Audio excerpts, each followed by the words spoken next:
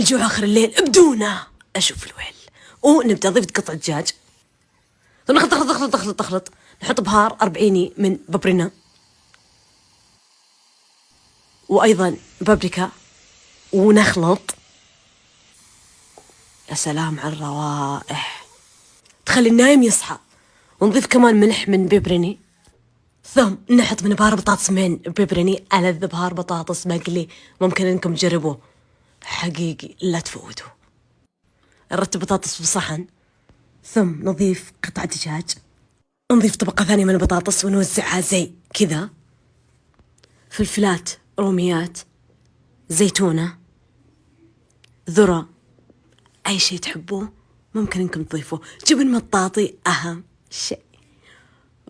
بعد ما طلعت من الفرن، واو.